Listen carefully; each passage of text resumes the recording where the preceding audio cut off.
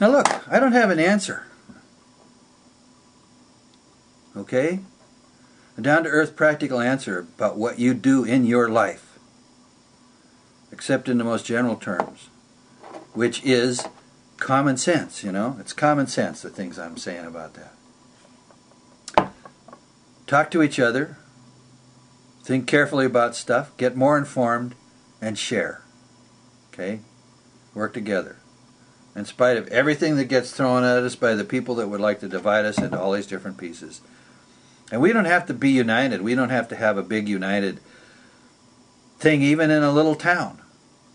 We just have to have little pockets of people that understand that you work together. You know? And because Americans have this rule sort of, you know, you leave the other guy alone, the pocket of people cooperating next door down the street a little bit, we leave them alone. The only way we get in trouble with our neighbors is by pestering our neighbors. You know? Then maybe we deserve it. You go pester your neighbor, you might have a gun. Not a very good idea. You know? But we're inventive, you know? You look at the high-tech industry and you read what people say about high-tech and all the rest of that in America. And what you'll become aware of is that the most innovative, creative, extraordinary, ordinary people are Americans. Okay, now I'm not going to go into why that is. I could do a big rant about soul and spirit and all this other stuff, and it'd all be true, but it's kind of overburden the fact that Americans solve problems. That's what we're there for. Now we have some tendencies which are kind of icky, you know, but mostly it comes from people who, what's the word? They feel entitled.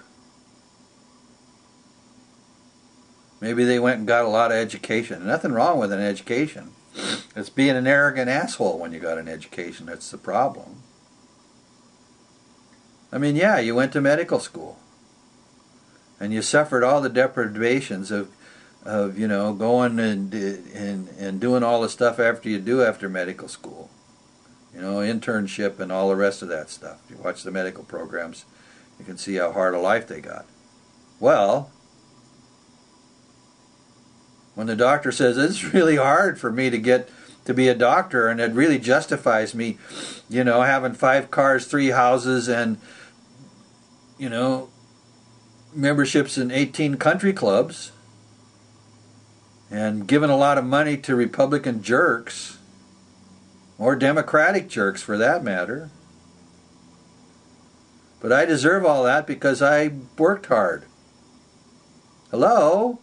Everybody works hard. You think the kid at McDonald's, or the, you know, who's helping support his family, and his mom works a day job on a, you know, in a telemarketer's office, and a night job all at the same time, where she's a custodian, and the dad is, you know, doing what he's doing, and they don't make crap in terms of their total income? You don't think they're not working hard? And you went to medical school? Or became a lawyer? You know, what's the reason people became lawyers and doctors recently in the last couple of decades, or maybe 30 or 40 years? To get rich!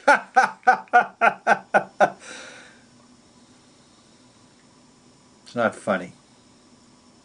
But it is. It's, you know, there's so much weird stuff in America that's out there in the absurd level.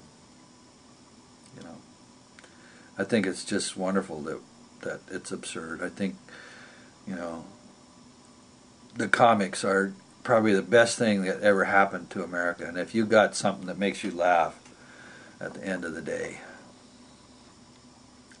be glad you can laugh. You know, mostly we need to laugh at ourselves because, hey, don't we want to be rich? Well, yeah, sort of. Well, but you're not a doctor, are you? Or a lawyer, or a politician, or a big mucky muck in a corporation or whatever. Well, yeah, but you buy lottery tickets, don't you? Powerball. The chances of winning up to $10 million in Powerball are 1 to 160 million. 1 out of 160 million people are going to win that ticket, because it takes 160 million people to buy all those tickets. And of course the Powerball doesn't go every time either. You know, that's just odds. Now one guy, there was a program recently on PBS and I thought it was great. It was about luck. It's a documentary. If you got cable and you can, or you have a friend that's got cable and they got HBO, you can go to HBO and on demand and you can watch this show, and I think it's called Lucky. It's a story about lottery winners, and it's a really good story. And one of the guy who's into it says, you know, and this is true for me, and I was glad to hear that other people. It's common sense, really, if you're honest with yourself. I've got a lottery ticket here, you know. I bought a lottery ticket for Mega Millions for last night. There's my lottery ticket, okay? Mega Millions for last night. I buy it for the daydream, you know. Well, I'm holding that ticket. You know, if I want to think about my life getting better because all of a sudden it just rains money on me, you know, there I got it, you know. All these problems I'm going to be able to solve if I win the lottery. And, you know, some people try to win the lottery by cheating.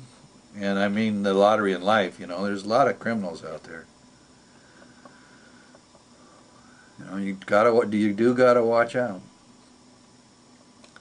But the extraordinary ordinary. America is going to survive this load of crap that's being dumped on us. We've done it before, and we're going to do it again. You know, the American spirit is something really unusual. And not only that, I'm going to give you a little secret here that people don't understand about the American spirit. This is kind of psychological, spiritual, but it's true, and I think you'll think about it and you realize why people want to be Americans and why they identify with what Americans are. It's because the American spirit is really a universal human spirit. Everybody wants to be free. Everybody. And everybody's willing to sacrifice in order to get certain things that they need to get in order to take care of their families. You know, now there's lots of different ways, a lot of different cultures, a lot of different kinds of people. But the most extraordinary American in the latter half of the 20th century was a guy wearing a white shirt and some ordinary pants and carrying a briefcase. I think he's carrying a briefcase, and he's standing in front of a tank in Tiananmen Square. And he says, I don't consent. You're going to come in and kill all these people? Well, you got to roll that tank over me. And that's the American spirit, okay? The Indians had it. We want to be free. We want to fly in the wind. We want to take care of our families, you know. And yeah, we fight with the neighbors and do all those kinds of things, but by George, we want to be free spirits. And if you're going to take our land, you're going to have to run us over. And we sure did. Oh boy, we just ran over the Native Americans.